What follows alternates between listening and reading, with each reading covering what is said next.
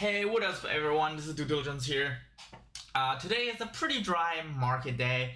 Nasdaq went down, collect some lunch money, just a little bit of SQQQ, the $7 calls, and thank you Greenbox for for last night. Be like, yo, let's do some swing trading on Patreon. I was like, sure, why not? He said that's getting hurt, so then I decided to support a fellow gambler. So I bought some $44 calls, and we made like a couple of bucks, like for a cheeseburger or whatever. But it is fun. However, on Discord's main chat, it seems like people are very confused about the video I posted about the 190 million shares. I think I should clear it out a little bit. So this is the math behind it, and there's some intricate market mechanics that I am about to explain here. So if it makes you headache, just leave this video, because the probability of this hypothetical happening is pretty slim right now, but it won't be if there might be a reverse split coming. But anyways, let's get into this content, right? So right now you had a subsidiary named MMAT, exchangeable, listed under CSE, right? The Canadian beaver market. So basically the MMAT, which is metamaterial exchangeable, whatever you call that, right? Represents the MMAT before Torch merger even happened, okay? So now you have the, you have an idea of what this is, okay? Let me get my pen out. So remember the time when George posted a tweet where it says an investment banker offered him $500 million deal on the company? It was based on the pre-merger evaluation and based on the pre-merger outstanding share of 92 to 100 million shares outstanding for Meta Materials back then, right? The reason why there's an $8 million share difference is because during that period of time, they also converted some of their debt into They basically converted some of the debt into common stocks. And without getting into all the accounting of that, you just need to know that we're just gonna take the 100 million shares for granted right now. So on May 28th, 2021, Torch issued a S3, highlighted the intent to double list by issuing up to 190 million shares of exchangeable shares here. You can go back to the May 28th, 2021 document, and you will see that they basically said, represent up to 190 million shares of common stock for Torch may be issued upon exchange, extraction, or redemption up to 100 million exchangeable shares issued by Meta Materials Exchangeable. Basically, what this 100 million shares does is Torch say we might issue the 100 million shares here to match, old Meta Materials shells. Basically commitment to shareholders of transferring their MMA ATF to MMAT on the market. Okay, hopefully that makes sense. In mid-August, MMAT filed a S3 amendment to amend the old S3 by saying this. So this is what they say on the amendment.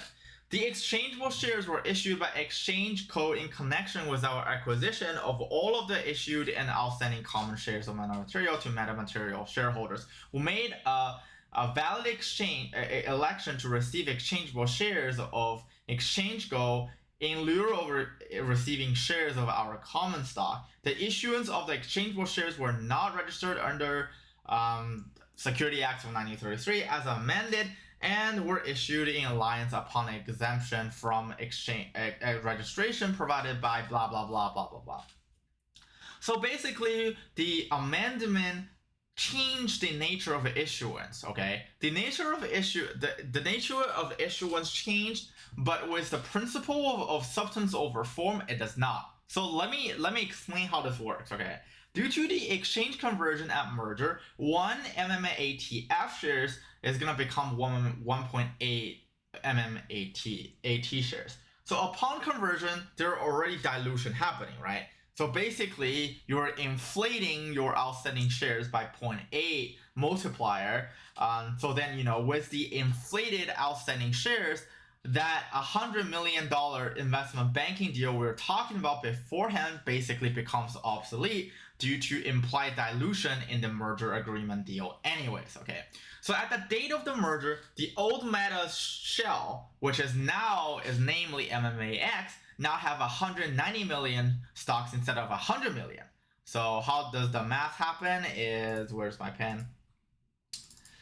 So you used to have 100 million shares, and then, after the implied merger agreement, you have 180 million shares outstanding basically, and then with a bunch of other miscellaneous stuff, it becomes 190 million shares. This is why they don't want to say we were gonna issue up to 180 million shares, because there's always gonna be miscellaneous add up stuff going on, right? Where are we? So the irony here is that when old Meta becomes Torch, or now MMAT, old shell is still traded as MMAX. So basically what it means is that 190 million shares now already counted in the MMAT outstanding shares are still traded on another exchange as the MMAX. So what does this mean? Basically, this is how it's like like I said in the other video, right? It's like how ADR works in a case of a Chinese company double listing on the Hong Kong market, in the China market, and in the US market, right? So basically, this is a classic double listing case. So if you can exchange all MMAX shares to MMAT on a balance sheet, you will have a potential period of time that existing shares are double counted, which resulted in an unnecessary dilution event. So it almost will be equivalent of issuing X amount of shares at the money, but on paper it's issued from a subsidiary. So think about it like, in a much easier sense. Let's just think MMAT is the holding company and MMAX is a subsidiary. And because subsidiary is private, and because it's a shell, it can issue infinite amount of shares. And because they have agreement that you can exchange MMAX shares to MMAT, therefore this infinite amount of issuance has to be matched by MMAT on the NASDAQ.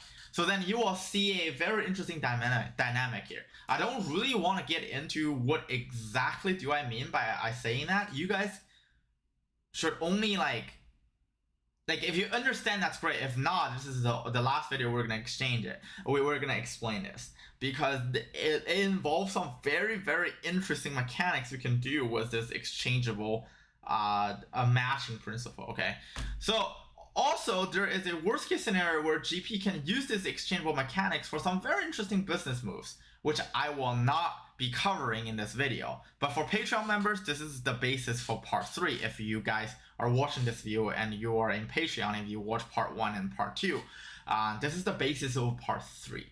So you guys know that this is going to be something very juicy. So in the previous videos, I proposed a hypothetical that 100 million shares were equivalent to a $700 million dilution. Basically, it was a hypothetical scenario where when MMAT was reaching $5 or $4, all MMAX the shareholders decide to exchange at the same time. So because MMAX can issue infinite amount of shares, and in this case with the exchangeable clauses, MMAT has to match. So no matter when those 100 million shares, exchangeable shares were issued, it's just a ticking time bomb. Because when they decide to exchange those shares, every shareholder in a NASDAQ is facing a period of time where how much of those shares are exchanging, like in a process of exchanging, going from the, where is my pen, CSE to NASDAQ, there's a time lag. And then in this time lag, we face a double dilution case. And then that double dilution will be equivalent of a $700 million at the market offering. Okay, but this is a hypothetical, and hopefully this makes sense. Okay, the math behind this makes sense, and then the issuance, it's basically, I'm talking about a hypothetical scenario here that utilize how the double listing underlying market mechanics works.